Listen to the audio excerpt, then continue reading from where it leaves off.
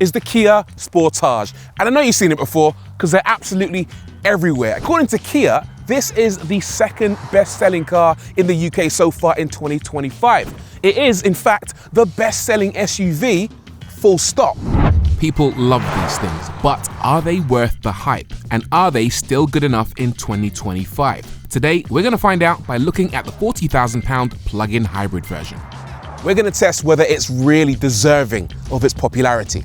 This thing is flying off the shelves. We'll test its practicality. 5, 6, 7, 8, 9, 10, 11. Tell you what's good. It's a nice place to hang out.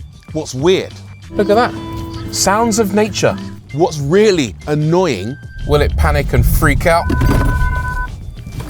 Yes. Yes, it will. And then we'll help you decide whether it's worth going out and buying one, like everyone else. I mean, what does that say? Yeah, can kill.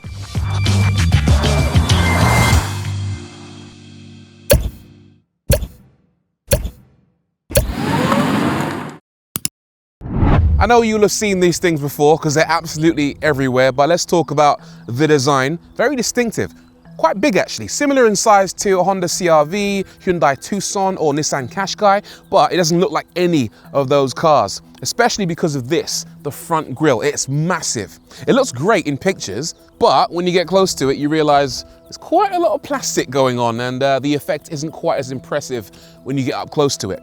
The headlights are quite good. They're spaced out very wide. And I love these boomerang DRLs, which look very impressive. I almost want to grab one and hurl it across that field over there. In profile, again, quite handsome, sturdy looking. Nothing too fancy, not too many creases and folds, but yeah, it's all there. It's a Sportage. These wheels are good as well. You've got black and silver contrasting, 19s up front and at the rear. And also we've got silver and black along the top and bottom portions of the doors, and that goes quite well with the blacked out windows and this black lower section. Also, the door handles are normal. A lot of cars have very complicated door handles, but these, nice and easy to use. It's such a simple thing. More people should do that. And then back here, we've got this high level spoiler with a high level brake light in there. These rear lights are quite cool as well. And then the boot, it's not motorized, you've actually got to apply a little bit of brute force, but it does open quite easily thanks to these gas struts. And then here we have a 540 litre capacity. Quite big, although a little bit smaller than the full petrol version, but there is still some underfloor storage here, which gives you a place to stash your charging cables, which you don't get in some plug-in hybrid vehicles. If you're wondering what's underneath here, I can actually show you. Now, this is, I'll yank that out. This is a piece of plastic, and then underneath it, look at that. That is your 12-volt battery, and next to it is an inverter, a clever piece of technology that converts DC electricity from the battery to AC electricity, which is what the motor needs in order to run. I'm not quite sure I like the fact it's so exposed in the boot. I'd rather that was hidden away somewhere and completely sealed. I mean, what does that say? Yeah, can kill. I don't know what your kids are like, but it wouldn't take mine 5 minutes to start poking around in there. Anyway, good sized boot, and also you can fold the seats flat with those handy little flaps right there. Yeah, very nice. Now, what's it like in the back? I can't lie, it's all right still.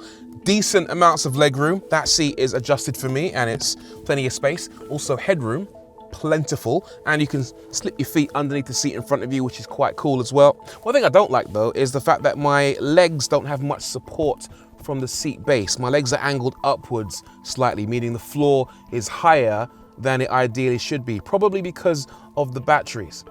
What's good though is that we have USB ports, 2 of them on the side of the seats, and also this little hook thing. That's a bit weird. Not sure what that's for actually. Is that for a really small jacket or something? Anyway, you've got pockets for stashing your gadgets, heated seats in the rear, apart from in the middle seat. The windows go all the way down. The door pockets are unfortunately a little bit on the small side.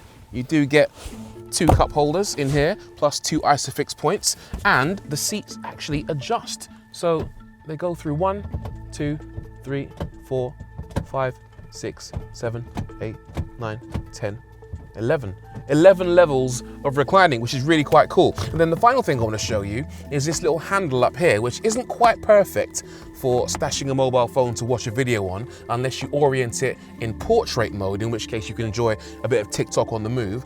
Or if you're a child, you can use it to annoy your mum and dad. Are we there yet? Up front, there's lots to talk about, including this nice big pair of screens right here. One for the driver, which you can cut. Will you stop that? One for the driver, which you can customize. So if you put it in sport mode, look at that. The graphics change. That's very nice. And then one for your infotainment stuff. And it's nothing fancy either. There's no widgets, there's no kind of artificial intelligence. It's just nice and straightforward, loads of icons. Find the one you want, bosh. Off you go. There's one that I like here though, called Kia Live. If you push that, it will actually tell you where your local charging points are, your local petrol stations are, and also local parking. So that can come in really handy. The steering wheel has pros and cons. It's a bit plasticky around the center, but I do like the fact it has physical buttons which don't get triggered accidentally as you drive. And it also has a pair of shortcut buttons that give you quick access to certain infotainment or music features. This mode button here lets you pre-program, look at that, sounds of nature, relaxing music to keep you calm as you drive. Okay, let me talk about down here now. You've got dedicated controls for your media playback, but in fact, they're not dedicated, because if you push that button there, it changes to your aircon controls. So 1 minute, this is a temperature knob, and then the next minute, it's a volume knob, which lets you crank up the relaxing music. Yeah, starting to feel better now. Down on the center console, we've got dedicated buttons for your heated seats, your heated steering wheel, your drive modes, and also some of the coolest cup holders in the game. Look at that. Now they're big, push that though, and now they're small. Now they're big, and now they're small. Very, very versatile. Yeah, it's a nice, easy car to use. It's very relaxing. Anyway, let's get rid of that. Go for a drive. Okay, as I said earlier, this thing is popular. Get this right, in March 2025, you know how many they sold? They sold 7,825 units. This thing is flying off the shelves. So, first impressions. You know what? All of you people who went out and actually bought a Kia Sportage, you lot are an absolute bunch of very clever people, because it's quite nice in here. Honestly, first impressions, it's good. It feels plush, it's quiet, and that applies to both on the motorway and on B roads. It's a nice place to hang out. Good suspension, it rides quite well. I mean, the seat is a little bit on the hard side. I would like a bit more padding, but it's very supportive. Do you know what? If I went out and bought this car with my own money, I wouldn't be mad at me. Let's put it that way. All versions use a 1.6-litre petrol engine, but as you know, this is the plug-in hybrid, which also uses an electric motor to give you assistance both in terms of power and efficiency. So that means you get good fuel economy, 252 miles per gallon around town, as long as the battery has some charge, but when it doesn't, expect around 40 miles per gallon. But it does also have an EV-only mode. There's a button on the dashboard here, the EV button, and that allows you to cycle between the different modes in the powertrain. That's the engine and the motor. And basically there's automatic, EV, and hybrid.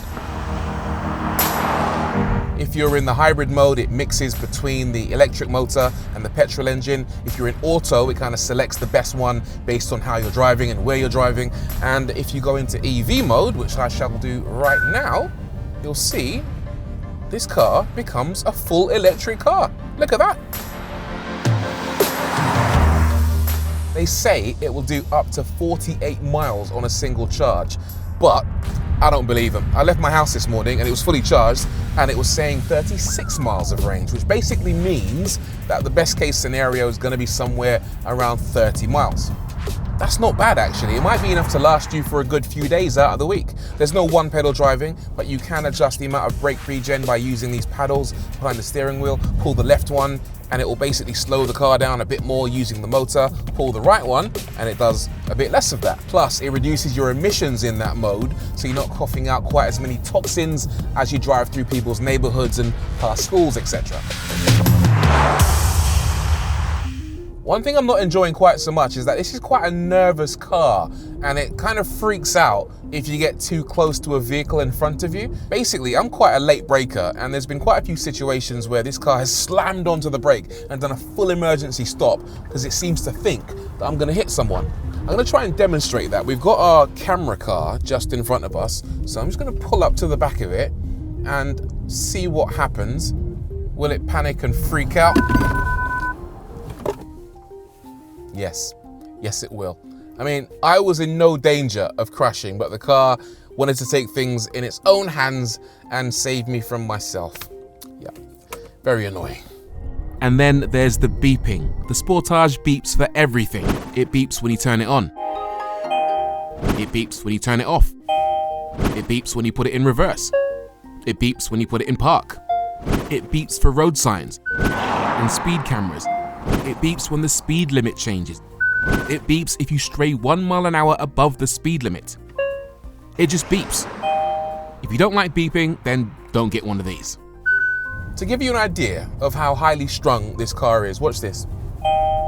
I just pressed the passenger seat and suddenly it's like, oh, there's someone sat here with no seatbelt. It thinks that someone's climbed in through a window. Someone who weighs 3 kilograms and sat down without doing up their seatbelt immediately. It's just, honestly, that means that you can't put your handbag or your man bag or your rucksack on your passenger seat without buckling it up first, because the car's just gonna freak out about it. So it's quite highly strung, but can you let your hair down and at least have some fun in the thing? That might seem like quite a silly question for a family SUV, but it is called the Sportage, so I guess we should assess the sportiness. And you know what? It's not sporty. Don't get me wrong, it's got a decent amount of power, 261 horses. It'll do 0 to 62 in 7.9 seconds, so it's got a decent turn of pace, but I'm not quite sure it warrants the sport title. Handling wise, it's quite commendable. It's a bit more agile than the likes of the Honda CR-V, for example. That car was a bit reluctant when it comes to going around corners, but this, you can actually chuck it into a bend and it remains composed, honestly. There is obviously a little bit of body roll as you go into bends, but it settles into the bend quite nicely and then you can just punch your way out of the corner using that electric torque. So actually, even though I wouldn't jump into this car to go for a quick Sunday drive for fun, it's nice to know that if you're running late on the school run, it's not going to trip over itself. So how does the Sportage compare to its rivals? We know it outsells them, but does it leave them in the dust? Some people might prefer the look of the Honda CR-V, but the Sportage is better to drive. And Nissan Qashqai might be a cheaper option, but that car isn't currently available as a plug-in hybrid and doesn't have a substantial dedicated EV mode. Or you could consider a VW Tiguan, which is a couple of grand more expensive, but has a bigger EV range. Or even the Hyundai Tucson, which is basically the same car underneath. All things considered though, the Sportage is a brilliant all-rounder. So, would I buy a Kia Sportage? Do you know what? Genuinely, I can see why those many thousands of people keep flocking to this car repeatedly every single month, year after year, generation after generation. It just makes sense. Kia have put together a family SUV that honestly ticks pretty much every single one of the boxes that you'd want in this class of car. If you're looking for something that's good looking, versatile, practical, reasonably affordable to run, then honestly, the Sportage, it's right up there.